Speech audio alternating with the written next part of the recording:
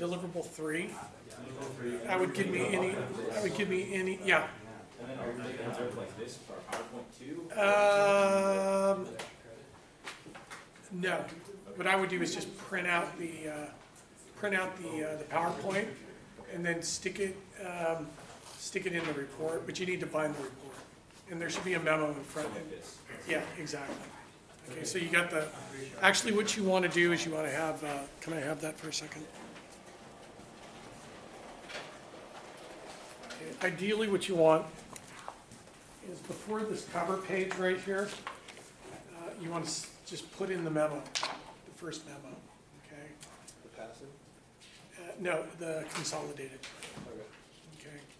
And it could be 2 pages, but it should be just really brief, Okay. right? That's all I care about is the performance between the 3 portfolios, okay? And then after the cover page, you're going to have the report. And then what I would do is staple the PowerPoint presentation in black and white and stick it right here. So that when these things usually are put on the desks of the investment committee. So when you walk in to the investment committee, basically these are sitting in front of all the chairs. First thing that the person's going to do is they're going to pull out the memo in the very front, and they're going to read the memo. Okay. Then they're going to pull out the PowerPoint presentation. They're going to flip through the PowerPoint presentation, and then they're going to flip through the book. And they're going to look at the book, and then they're going to read the abstract, and then you're going to do the presentation. And that's kind of how it works. And then that's what I'm looking for. In any rework that you need to resubmit, give me the rework and the resubmits. Okay. And then make sure that your memos, are corrected, particularly for the passive active and the target. Clean those things up so you have those as instruments. Okay. Make sure that you put for the appendix. Make sure you have the appendix page, but also the pages that separate the active works, the target worksheets, the active worksheets, the passive worksheets, the fundamental securities tables, and the technical tables. All gets thrown into the appendix. And then put a sample of a technical chart in here, put the profit loss statement example in here, show me an example of the fundamental stuff can go in the back. Give me a full page on the financial ratios, a full page on the fundamental analysis with the stocks sorted by premium from high to low. And you can even take some of that stuff and put it, up into your report, but you gotta tell me what it is in the report. Okay, and then you can throw some redundancy and throw the stuff also in the back, back in here. Okay, so now what you're doing is you're assembling everything, and the first part of the report is really just a high-level summary. It's really your memos, right? Without the redundancy at the bottom, and you got to give me the summary charts that basically shows me the AUM, the fee structures, and the fees. Because if you have 3 portfolios, you're $2 billion each. That's $25 million, right? So it's about $75 million for all 3 portfolio strategies that you're selling me. And your fundamental securities analysis is an augmented strategy, also that we can sell through consulting and research. And the technical analysis that you've done, the moving average crossovers, can also be sold as an augmented strategy to make more money. And I would mention in your report that we can take the moving average crossover system and also apply derivative contracts and go long, go short. We can buy on margin, we can sell short the securities, and we can write and buy the puts and the calls on them and use a dynamic active strategy to even make more money on behalf of our clients. Okay, so we should, theoretically, if you think about it, this booklet with its strategy is worth millions of dollars, basically, if you implemented it. And you should be able to, on your own personal account, when you guys start managing your own portfolios, you should be able to use the fundamental securities analysis to be able to select the stocks and to be able to buy and sell the stocks, build the portfolio, and use the moving average crossover system as a way to augment the returns on your portfolio. my recommendation is once you start accumulating a bunch of money and working for a bunch of different companies, and as you leave the companies, do not leave your 401k at those companies. Consolidate your 401k money, your qualified money, into a self-directed IRA account and start trading the moving average crossover system in your qualified account, because you won't be incurring any taxes as you're trading them. If you trade them outside the qualified account in a taxable stock brokerage account, you're going to be paying capital gains tax on all of your gains. You don't pay any capital gains tax on your trades if you're trading your portfolio within a self-directed IRA account. That's the strategy. Okay? And the moving average crossover system should guarantee that you get at least a 10% rate of return on your portfolio. And if you implement the going short and the buying on margin and writing and buying the derivative contracts, you should get at least 20%, which means you're going to be able to double your money in less than 5 years. If you get to that point. I wouldn't do that right off the bat. I would wait at least a few years, test your option strategies on your portfolio, and when you feel confident, then start executing your trades using the option contracts. And then you're gonna make a shitload of money. Go ahead. Can you just like automate the moving average system? Yeah, I've been talking to my technology company. I'm going, why don't we just like automate this thing? You know, create an API into a brokerage account, a brokerage operations, build the API, and create an automated trading system. Maybe we should do that. Yeah, I need to convince her that we should do this because it's basically a money machine. Yeah, we could totally automate it. That's kind of what those guys are doing in New Jersey and New York. They build these things, they automate it, they're just money machines until they blow up, or they get caught doing something stupid. Do those guys do like high frequency trading? Yeah. But what they did was they basically created their trading systems on the high-speed fiber optic lines. So they were basically in a short enough distance from the actual exchange, where they were able to front load the trades based on nanoseconds. So they were able to create arbitrage opportunities just based on exploiting the technological speed of the high-speed, optic lines in conjunction with the high-powered processing and data storage capabilities.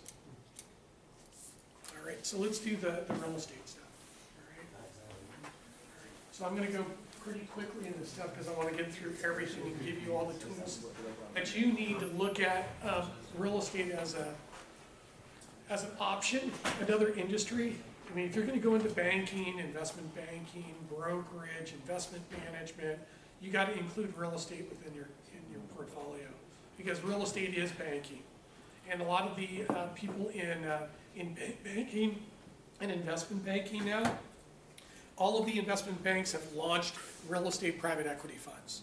They have a whole real estate division where they provide public and private equity. They have their own real estate portfolios. They do mergers and acquisitions between publicly traded REITs. They take private REITs public. They help issue debt on behalf of REITs. They provide mortgage finance to the private equity guys and the REITs to lever up their portfolios using collateralized loans. A lot of those asset-backed loans are then securitized, and commercial mortgage-backed securities are created off of those loans. So it's a major opportunity for people who have some kind of background in real estate. And if you're interested, I would get your real estate license as soon as you can. Okay. Are we on? Just a little bit of the screen, wasn't it? There we go. All right, so let's do the real estate stuff. So a lot of this we've already gone through, so I'm going to move through it pretty quickly. Just basic microeconomic analysis, supply-demand analysis. When the market's in equilibrium, you're at structural vacancy, structural occupancy, and your rents are growing at the local inflation rate. Structural vacancy rates for apartments are 9%. Their structural occupancy rates are 95%. In the commercial market, the structural vacancy rate is 10%, and the structural occupancy rate is 90%. So if the occupancy rates ever go above 90%, then the rents are going to start growing faster than the local inflation rate. And it's actually it's an exponential curve. So when the occupancy rates go above the structural, rents start growing at an accelerating rate. When the occupancy rates fall below the structural, rents start to decline at an exponential rate. Okay, so that's just something to think about. Real estate's inelastic in the short run, so if you get an employment demand shock, basically rents spike and values spike at the same time, and then the supply through new construction starts to come online and the market goes back into equilibrium. The problem is in commodity markets, they usually oversupply in those markets, and the oversupply causes the rents and the valuations to decline. And the worst scenario is where you have oversupply and you go into a recession, where basically rents are falling at a very rapid rate and valuations are falling at a very rapid rate. We already went through the cycle. All markets go through cycles. Sector geography. So where's the Bay Area right now in the apartment cycle? Probably over here. Where are they in the apartment office cycle? Probably here. Where are they in the retail cycle? Probably down here. And then most of the markets are not in here because we're at the late stage recovery peak or growth peak phase. We're past the rent spike phase. So most of the markets are probably over here and we're waiting to go into a recession, and the markets will probably be oversupplied by the next time we go into a recession within the next 2 years. Just kind of my forecast. These are the different segments in the marketplace. What drives demand for space? And I'm talking mostly industrial and office here. And what I did was I went through and I identified what industries concentrate and cluster within the different geographies.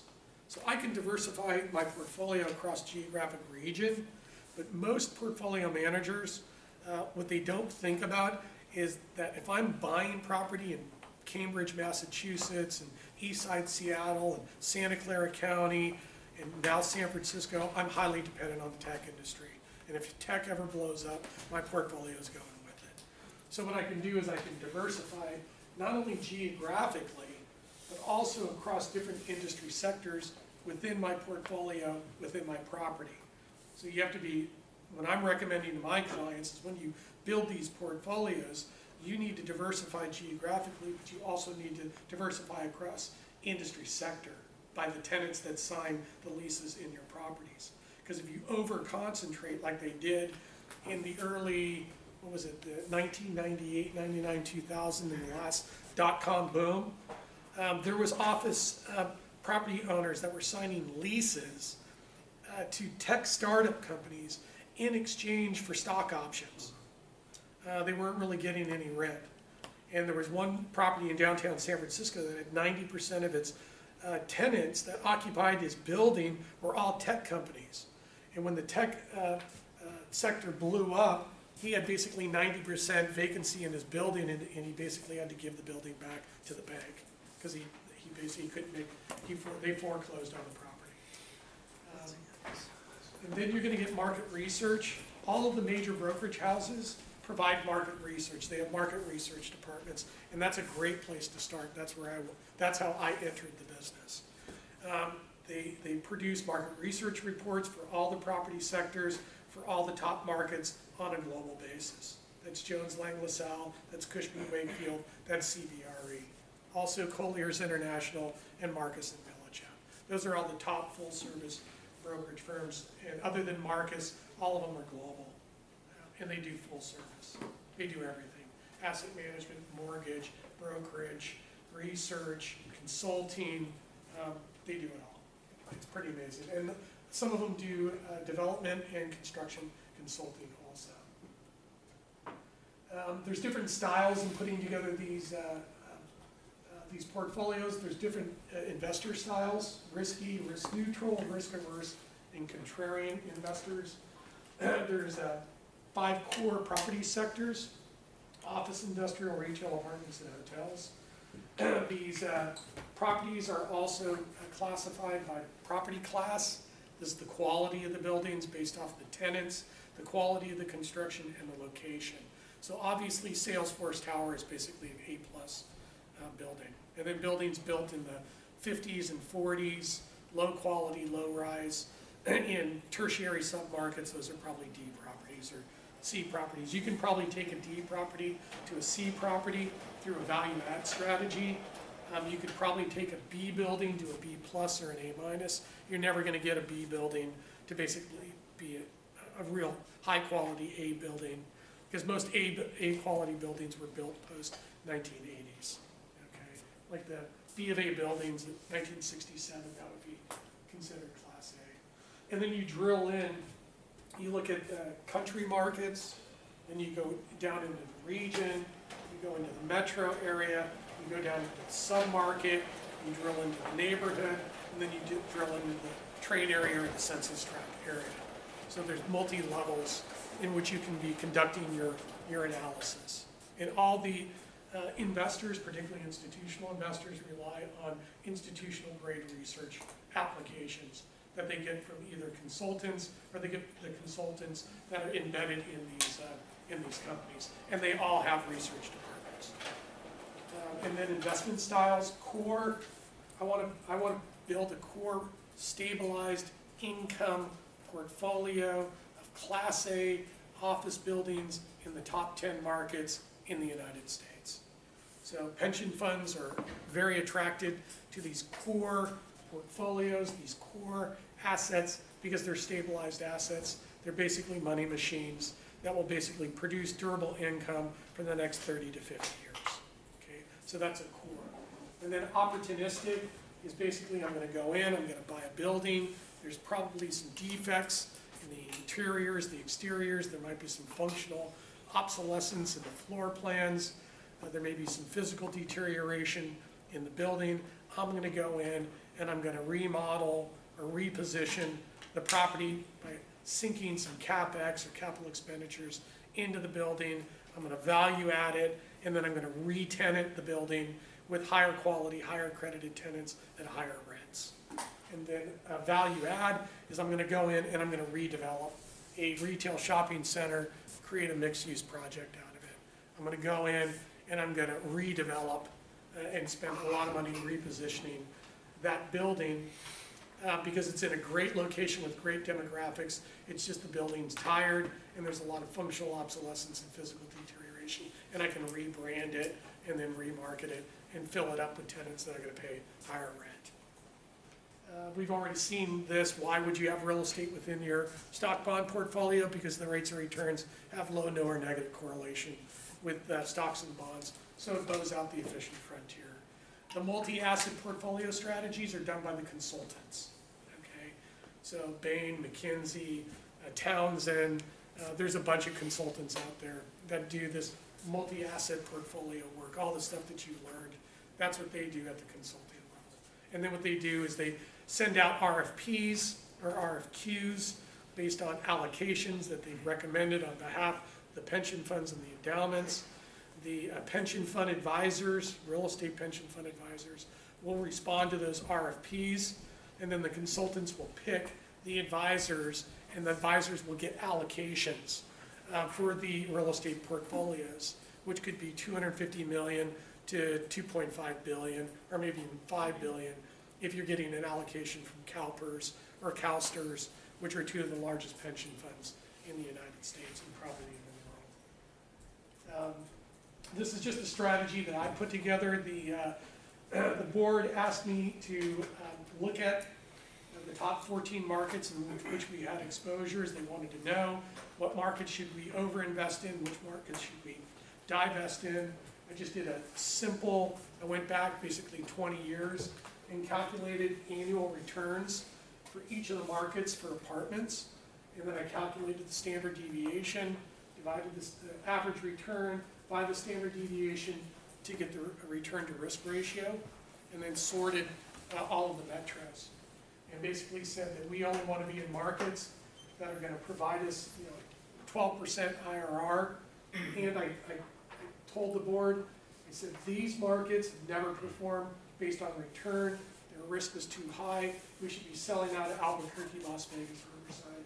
These are also commodity markets that never really perform from a return to risk standpoint. We should basically sell off all of the assets in these markets and redeploy them into these top 5 markets. Because not only did they give us very high returns, but relatively low risk and really high return to risk ratios. And that's what they did. It's a very simple chart based on all the stuff that you've learned. There's different types of selection and acquisition strategies when you're going out to buy these properties. Diversification strategies, property selection and portfolio construction based on diversification. Again, geographic, across property types, property sectors. There's multiple ways that you can do the diversification. Some managers want to concentrate their strategies. We concentrated our strategies where most of our assets were going to be in California, and they were going to be in tech-dominated, tech-centric markets. Because tech-centric markets, the employees make the highest amount of wages, and they're highly skilled, and they're highly educated. So we were really targeting the highest demographic, and then really focusing on the markets where there was a high concentration of tech firms and tech workers. So that would be a concentration strategy. And then execution. Once you get set up the strategy, you got to be able to execute it.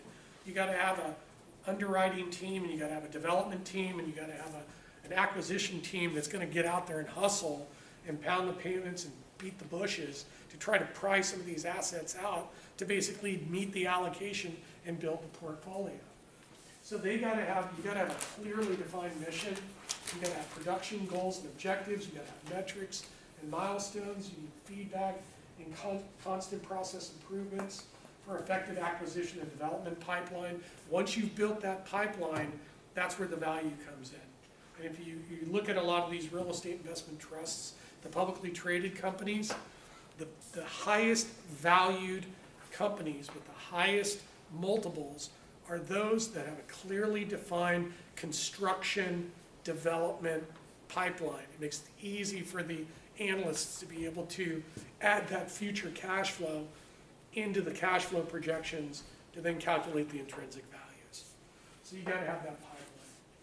And unfortunately, like in other businesses, just like real estate, its mistakes are extremely costly. If you underwrote a property, you could lose millions. And we found that out when I was working at BRE.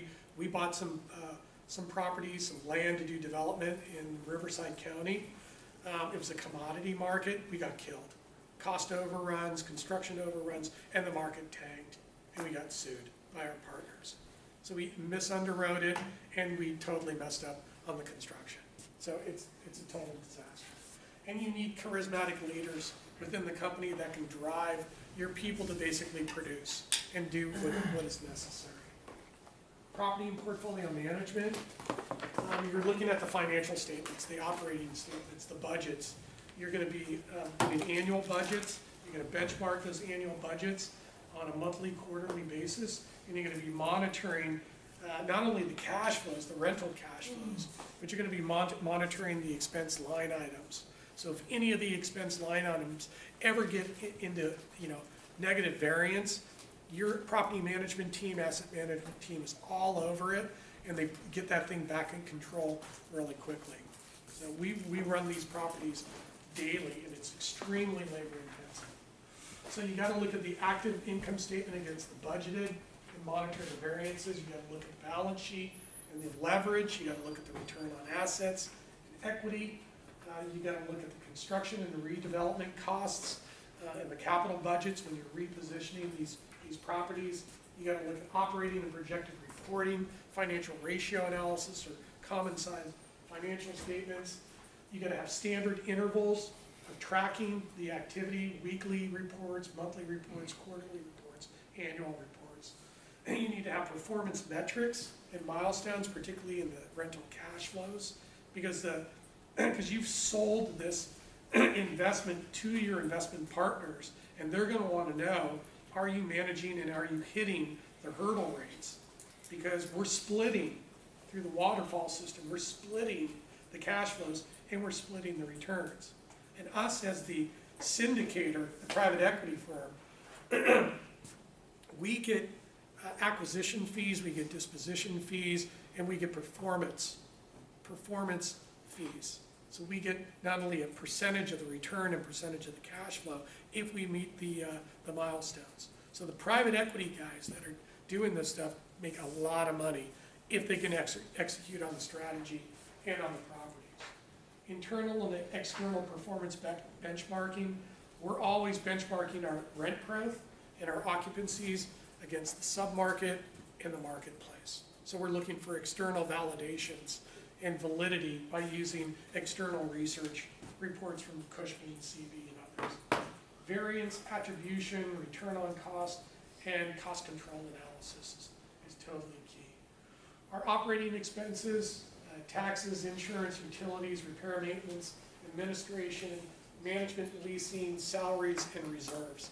This is where, when you're underwriting real estate and you're looking at the historical income statements, the first thing I go to is the reserve account to see if the owners had actually put any money in reserves in anticipation of any capital budget needs in the future. Usually what a lot of these companies will do is they will bleed the company, the property. They won't put in any reserves. It all goes to cash flow. So they end up taking the cash flow. And then when you go to sell the property, and we come in to underwrite it, we go, well, you have no reserves in the account, and the boiler needs to be replaced, the sidewalk needs to be replaced, the windows need to be replaced. You guys have done no maintenance. You've completely deferred everything. You've taken depreciation, and you took the reserves. So we can tolerate that if it's in a great location, but that's how real estate guys basically juice their returns and pull cash out and put it in their pocket, is through depreciation and taking the reserves. So that's like the first place I go when I'm underwriting. You want to try to minimize these expenses, lower your vacancy loss, have the best tenants in there that won't default. You want to reduce turnover on the tenants and the properties. You want to be able to push the rents when you can. You don't want to be sitting on really high occupancy rates. If your occupancy rate is 98, 99%, you're not pushing your rents hard enough because you try to get those occupancy rates down to 90% in commercial and 95% in apartments. So we're always looking at occupancy rent growth. And if the occupancy rates are too high, we got to be pushing rents. Well, sorry, can you repeat the rates for apartments? Yeah, apartments, the structural occupancy rate is 95%, and for commercial it's 90. Okay. So if I'm running, 100% occupancy, I'm not pushing rents enough. I got to be pushing rents to get my occupancy rate down. So the most efficient operating, when you're operating the properties the most efficiently in commercial, you should have a 90% occupancy rate, and in apartments it should be 95. Okay. You need to control your expense items, particularly salaries, utilities, and garbage. Yeah. So if you're a landlord, you technically don't want full occupancy. You don't. You're not pushing rents hard enough. Yeah, you want to create vacancy by pricing people out. Okay, it's capitalism. They're greedy. Okay, it's about the money. And you actually make more money. You make more money. Yep. And then what happens is if the market softens due to new supply, or you go into a recession, you start lowering the rents to bring up the occupancy rates. Okay, so you can play both sides. So you're always looking at your occupancy. Okay. And then economies of scale. You want to build a portfolio. When I was at BRE, it was the first thing we did was how many properties do we have in that marketplace today? And is it a good market to add more assets? And if we add more assets past a certain amount of units or square footage, we can now buy a lot of stuff in bulk purchases. We can now negotiate with vendors to provide services across the portfolio.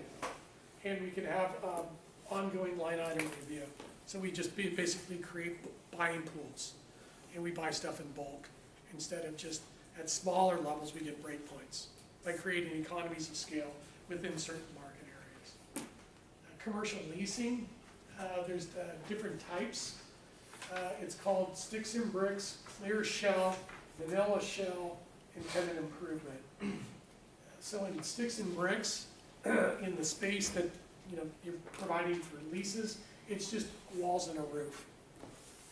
In clear shell, you got walls and a roof, and you got inside walls, finished, and electrical panels. Vanilla shell, You get the first two, and you get the ceiling, you get HVAC, which is heating, ventilation, air conditioning, bathrooms, wiring, base paints. And then the tenant improvement, which is also called TIs.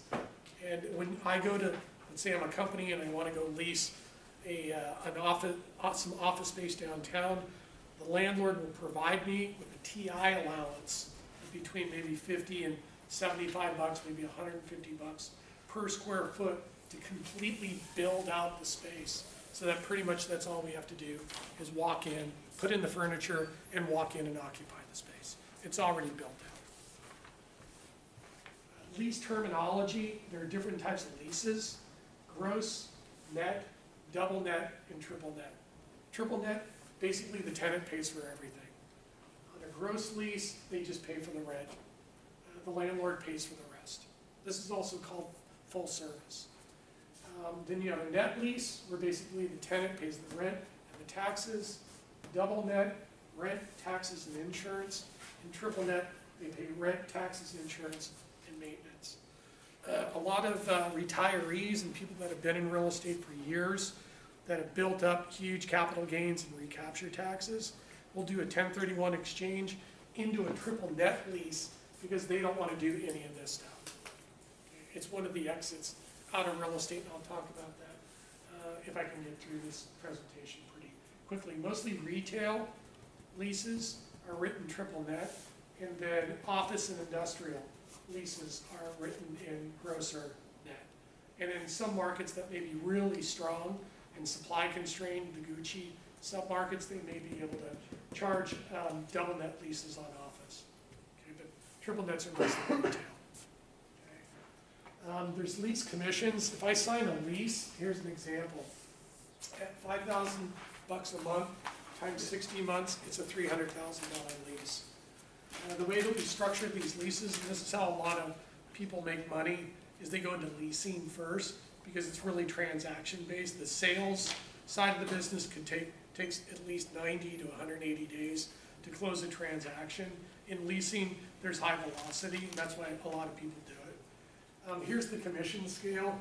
So you're going to get 7% in the first year, 5, 5, 4, 4. And that's usually how they're structured. The commission is 25% divided by 5.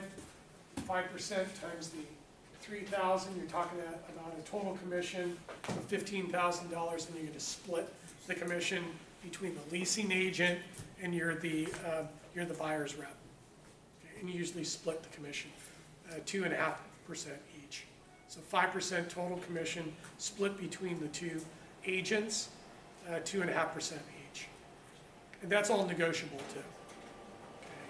That's negotiable. And in each market, each property type has its own commission standards too. Okay. Leasing strategies, lease terms. You don't want to have all your leases coming due at the same time. You want to look out over time and say, I can handle X amount of tenant turnover at X periods of time. So you ladder the leases and you get time diversification so that all the leases aren't coming due. Worst case scenario, all your leases are coming due at the bottom of a recession. You're probably going to lose the property. Okay? You're probably going to default on the mortgage. Marketing and tenant selection, you're going to target and select the best tenant, the best credit. And you can get credit reports on these tenants. And usually in office buildings, Class A office buildings, it's the Googles, it's the Yahoos, it's all the top publicly traded, best credit tenants. If they're not good tenant, you're going to run into tenant credit losses. And that's just going to increase your vacancy loss factors, okay, which is one of your top end. Industry and tenant credit diversification and concentration strategies. Geographic, submarket, peer group, portfolio and industrial base benchmarking. Usually what I like to do is I go in, I'll look at the industrial diversification within the geography and compare that against the building and tell the client where they're over and under concentrated by industry sector. And say, hey, stop leasing to the law firms, start putting in more consumer products companies to reduce your law firm exposure. Investment analysis and valuation. Acquisition and operating data, I need cost data, I need financing, income and expenses. I'm going to make assumptions on rent and expense growth. I'm going to calculate cash flows. I'm going to do scenario analyses using different capitalization rates to get the valuations. And I'm going to calculate my return, not only my unleveraged return, leveraged return, pre-tax return, after-tax return. I'm going to calculate the returns depending on who the client is. So here's a typical income statement. You have potential gross income, which is basically the rents times the space, depending on the tenant. Gives you the total gross potential income for that tenant. Sum it up across all the tenants. That's going to be your general line item. Take out the vacancy rate and your collection losses. You're going to get, and then any other miscellaneous income like parking or laundry, and you're going to get effective gross income. You need to also take into consideration any concessions. Landlords will give X free months of rent as a rent concession, and that needs to be taken up in here too, any concessions. Then you're going to take out your operating expenses and you get net operating income. Then you divide the net operating income by the cap rate to get the valuation using the income capitalization approach. So there's 3 approaches to valuation. Sales comparable approach. Usually I find 3 comparables, 3 deals that are transacted. I calculate the price per square foot. I adjust those prices per square foot based on the attributes of the comparables. I get some kind of standardized price per square foot amongst the comps. I apply that price per square foot to my building square footage, and I can get the value using the sales comparable approach. The cost approach, I got to go out and do some research and get some data and say, how much would it cost for me to rebuild this building? What would be the cost to replace this building?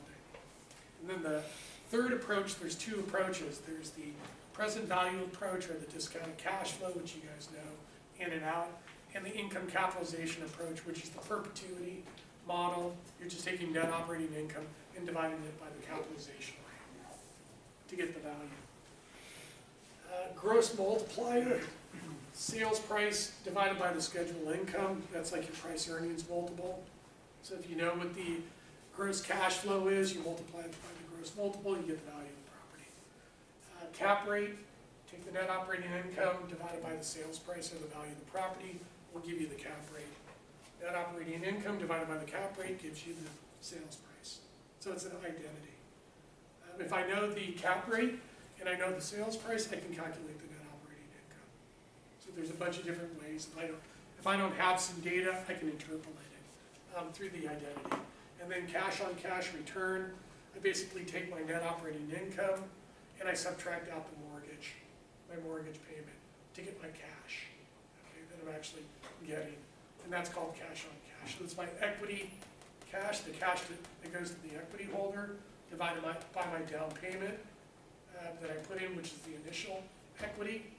So it's the equity to the cash flow to the equity holder divided by the equity is going to give you my cash on cash return. You need to know that.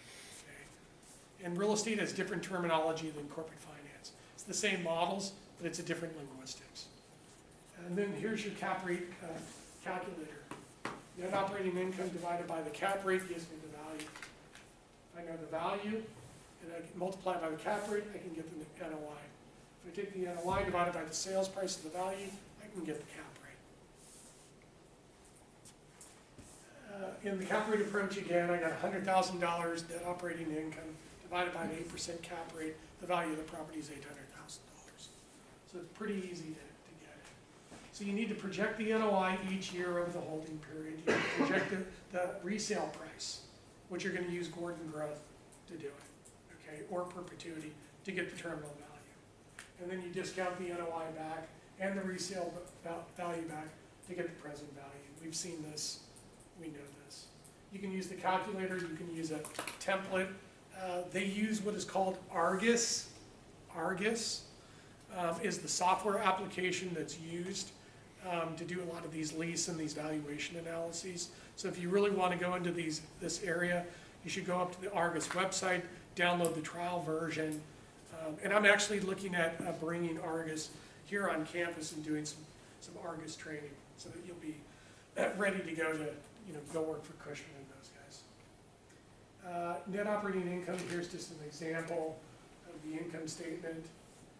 The projected cash flows going out.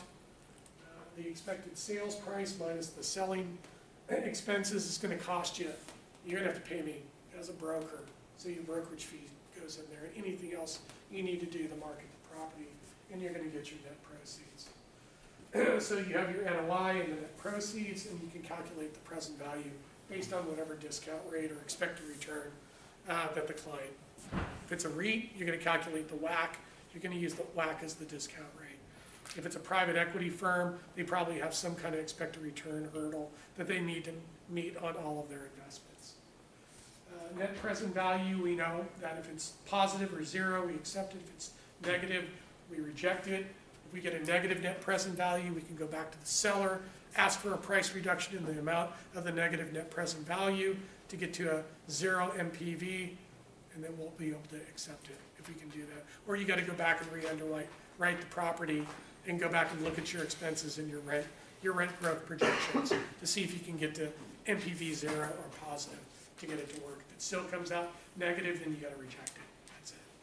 Unless you use the real options approach. But the real options calculations are not adopted fully by real estate investors. I mean, Blake Griggs aren't using real options in their calculations, are they? We already know about all this stuff and the IRRs and the hurdles and stuff like that. Mortgage finance. There's different kinds of financing available for different types of real estate. Office buildings, apartment buildings, mixed use, small business administration loans, and nonprofits. All of these commercial mortgage rates are tied to interest rates, either the prime rate or the 12-month treasury or the 11th district federal funds rate. That'll be the benchmark, and then they're going to add, some points and fees and default risk premiums on top of these risk-free rates to get to the final commercial mortgage constant. It's called a mortgage constant, which they use. You got to qualify the clients when you go to borrow on a property. When you need mortgage finance to lever up your ROE and your property, they're going to look at who you are, what your experience is in investing in real estate. Do you have any other collateral? Do you have any other assets? Do you have a business? Has your business been profitable? They'll look at the building as the underlying collateral for the loan. Is it a high quality building with good tenants in it, or a low quality building with not so good tenants in it? And so to determine the down payment, you need to purchase the property. You got to find out what the net operating income is. Then you're going to take the gross income minus the operating expenses.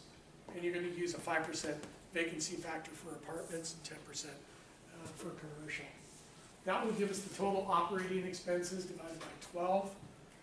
Net operating income divided by 1.25, which is your debt coverage, is going to give you your monthly payment. You take the monthly payment, the interest rate, and the term of the loan.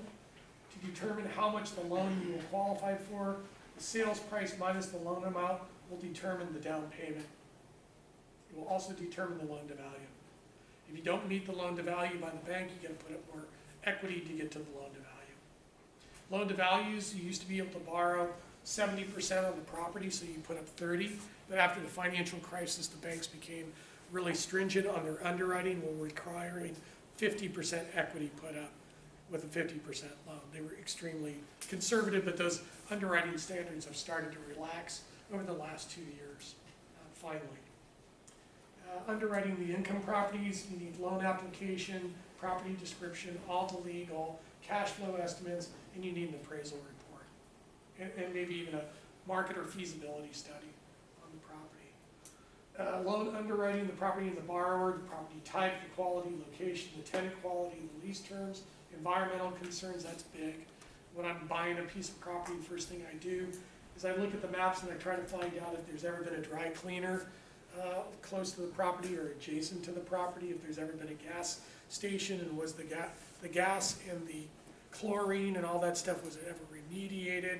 Is there leaching of chemicals, into and onto my property, so that when they do what is called a phase 1, phase 2 soil test, if they find contaminants on the property, I'm done. I can't get the loan, and I'll probably have to pay to remediate it. You're screwed.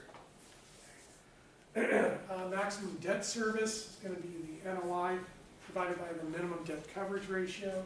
Loan to value is the mortgage balance divided by the property value. And debt coverage ratio is the net operating income divided by the debt service. So these are all the underwriting criteria that we're going to use to underwrite the property. 2 reasons why real estate investors use borrowed funds: to increase the size of the purchase, economies of scale, lever up their return on equity, and then create positive leverage. But again, if the market turns on you, leverage, it's a two-edged sword. You can get exponential growth rates in the ROE, you can get exponential declines in ROE too, if the market goes against you. Effective leverage, increased financial risk, and it creates more volatility in the cash flows, both after tax and before tax. And here's an example: you got the NOI, you take out the debt service, you basically get cash flow before tax. You got your initial equity, cash flow before tax divided by the initial equity is going to give you your return at the different loan to values. So you're going to do scenario analysis based on the amount of leverage. And you can see that the more leverage you add, the higher your before and after tax returns, your IRRs.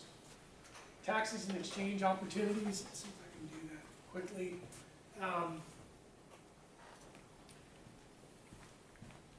Here's the net operating income, interest expense, amortization, before tax cash flow, take out your tax liability, after tax cash flow.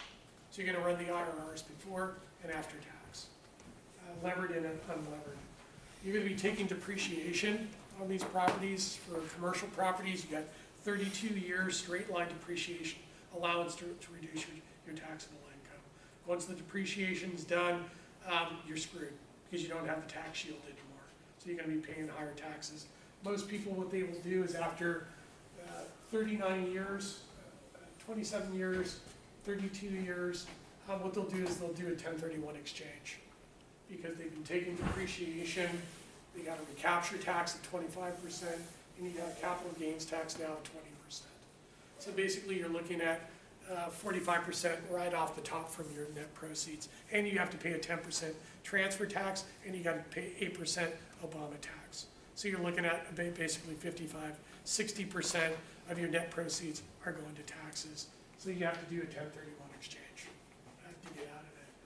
I'm going to quickly go to my next presentation and just end it there, because I want to. The 1031 requires that it be like within a certain time period. Yeah, right? you got to close in 180 days. Okay.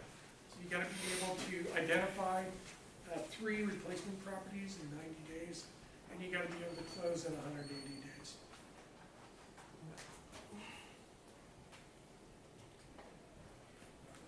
So under those conditions, like you might have to overpay, right? Because you're just in a kind of a rush. Yeah, that's what I was going to get to right here. Was to try to, if I can get to it. Oh shit, I'm out of time. Do you want me to finish this the day of the final? Yeah, you too, man. I'll send these to you too. But the next lecture is basically how do you get out of real estate. If you want to do a 1031 exchange, you can do the exchange. You can exchange into a tenants in common. You can exchange into a Delaware statutory trust. Now there's opportunity zones that you can exchange into that just came through on the new tax legislation.